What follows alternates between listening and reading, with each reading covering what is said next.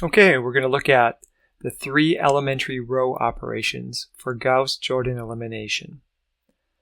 I'm going to be using this website here, which allows me to show you the step-by-step process and calculate them automatically. And there's the address. So let's get started. Here's a system of linear equations in 2 variables, x and y. And so these are 2 lines. And if they're not parallel, and if they're not the exact same line, they cross and have a solution. And so what we do is we use 3 elementary row operations in order to create a matrix that looks something like this. We get a 1, a 0, and a number, a 0, a 1, and a number. And this column up and down is represented by the x variable, because this is the coefficient of x and coefficient of x of this equation and of this equation, and this would be y. So these numbers are coefficients, which means numbers in front of the variable. Okay, so we're trying to get this to look like that, and this to look like that. That's the goal. And what if we do that, then these numbers here will be the answers, will be the solutions for x and y that where these 2 lines intersect, our solution to the equation. And as we build these matrices into more variables, we need a process to do that. So one of the things that we can do is to swap rows. So let's get these numbers in there and show you. I put the coefficients of the first equation separated by commas, and then I put the coefficients of the second equation separated by commas. And I create the matrix. Now, here's my options of the 3. The first one we're going to do is swap rows. So I'm going to swap row 1 and 2. So row 1 is this top row. We denote it by r sub 1, and row 2 is this bottom row. We would denote it by row 2, r sub 2. I will swap row 1 with row 2, and if I click swap rows, you'll see it happen, and they just move. I can scroll down here, and we see that the initial matrix now has become swapped with each row.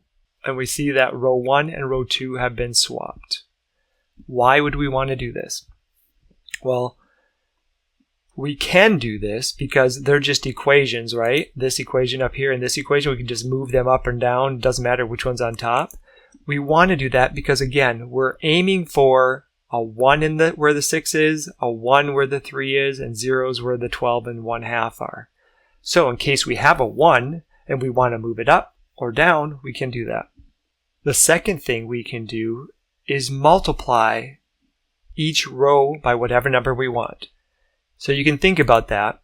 If you were multiplying this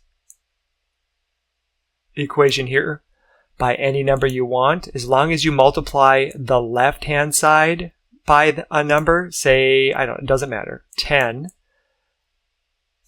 and as long as I multiply that right-hand side by 10, I'm maintaining equality.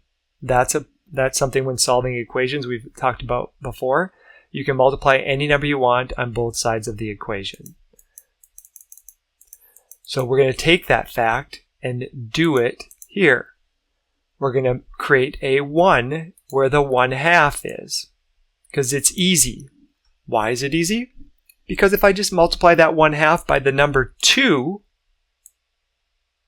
I will get a 1 there. And the goal of this Gauss-Jordan elimination is to create 1s and then create 0s above and below that 1. So I multiply both sides by 2 on row 2. So that's what I'm going to do over here. I'm going to go over here and say, hey, I went back to the original now, right? I went back to the original. I'm going to multiply row 2 by 2.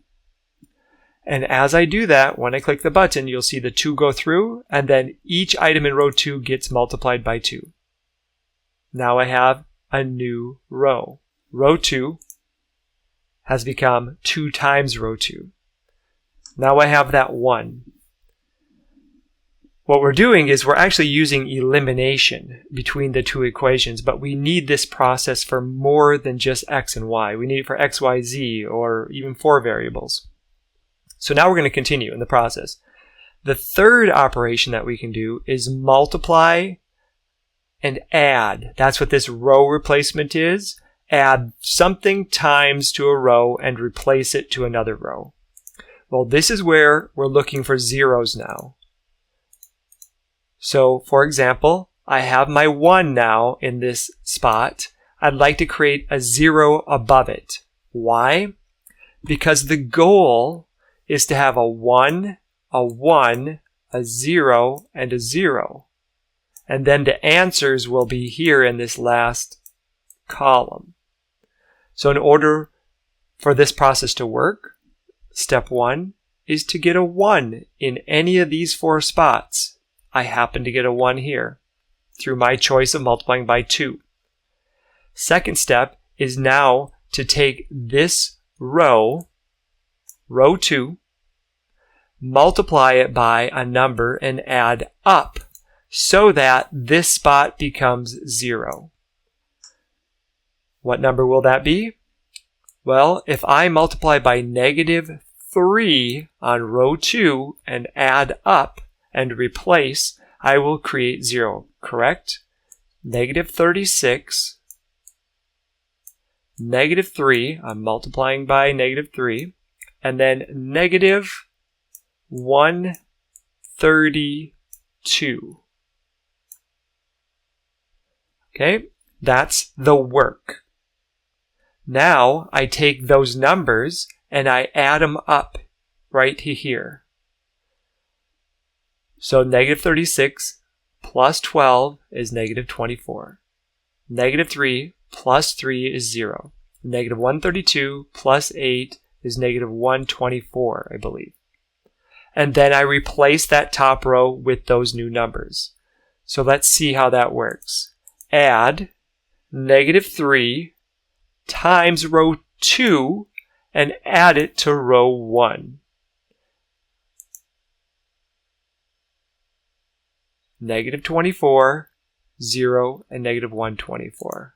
So again, what we did here is we took row 1 and replaced it with -3 times row 2 and adding it back to row 1 and replace. Notice the row 2 remained the same. This is where students get confused.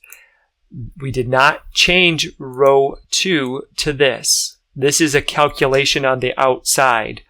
The goal, you have to keep the goal. Just say, what is the goal? Once I get a 1, like I did here, the goal is to create a 0 below it or above it. You want zeros everywhere else below and above.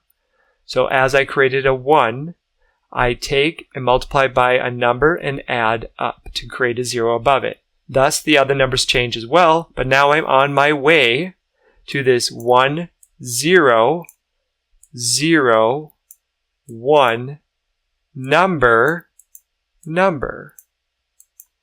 That's the process.